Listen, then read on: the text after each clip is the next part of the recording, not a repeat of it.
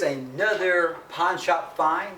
This is a Riff guitar, a brand I have never heard of, but clearly it's a copy of a Gibson ES-335. And you saw Back to the Future. This is the one Marty McFly played this style of guitar. Chuck Berry played this type of guitar. B.B. King, Eric Clapton.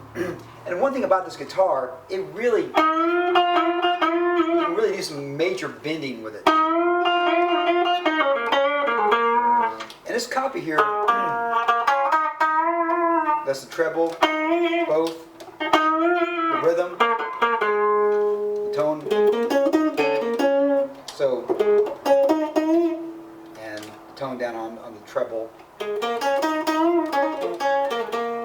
So it's a pretty cool guitar. There's not a lot of research that you can do on these guitars.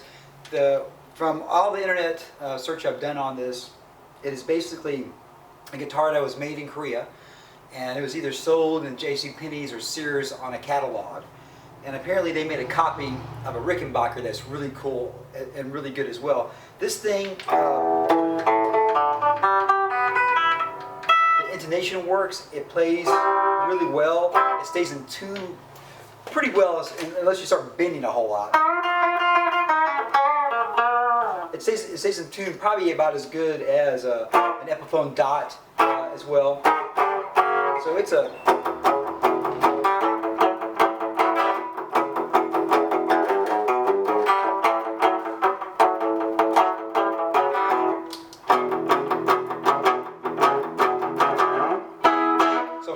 I'll put some dirt on the guitar.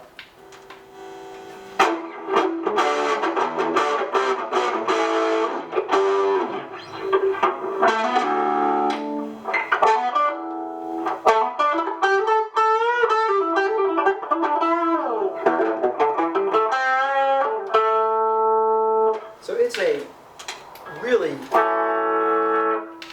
well-made copy. Apparently, some of the research I've done, this thing plays better than the Epiphone Dots out there. Some of the Ibanez copies as well. So it's a weird guitar. I've never seen one before. I'll probably never see another one again. If you see one and you can get it for a decent price, I'd say pick it up. As you know, the Gibson models go for $2,000 on up potentially, and the Epiphones are probably around $500 or $800 as well potentially on there.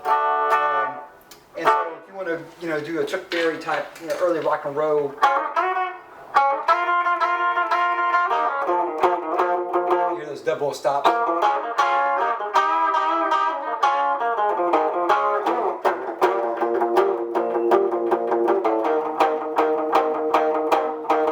This is a good, fun rock and roll guitar. Of course, if you're playing some jazz, you turn the tones down, and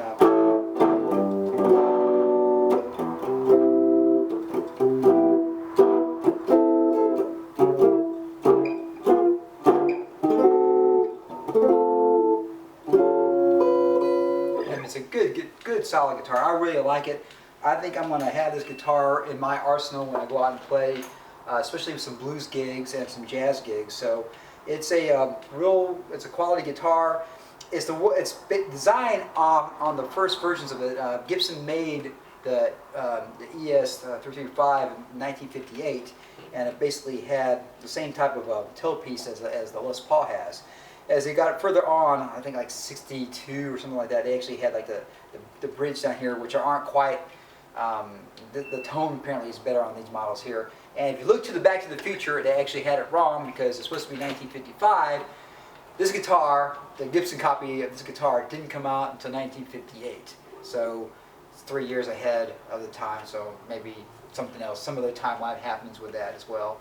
So these are great guitars. B.B. King used one of these guitars. Basically, he had a Lucille model for his whole career.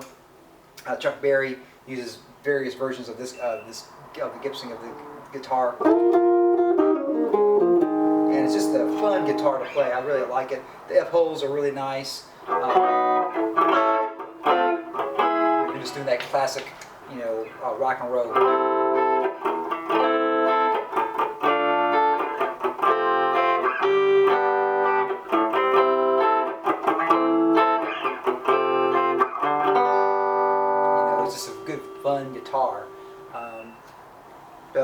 basically, if you find one of these guitars, I say pick it up. This is a winner. So another pawn shop find. This is a Riff guitar. They sound great. It plays great. It stays in tune. The intonation is really good. It's a solid guitar. It's not a bolt-on neck. It's actually like a Les Paul, and it's a good guitar. I can't even find really how old these guitars are. It might be 25 years old and maybe 15 years old. And it kind of comes down to like what I've always said about used guitars. I really personally like the older guitars. They sound better. As time goes on, the wood matures. Something happens to the guitar over time. And especially if the guitar is taken care of, well maintained, you're going to have a quality product. And this is one of the best pawn shop finds I've ever found. So go out there, if you find a Riff guitar, play it. If you like it as much as I do, pick it up, add it to your guitar collection. And if you're a gigging musician, I think you could use this one just like you could a Epiphone or a Gibson. So rock and roll.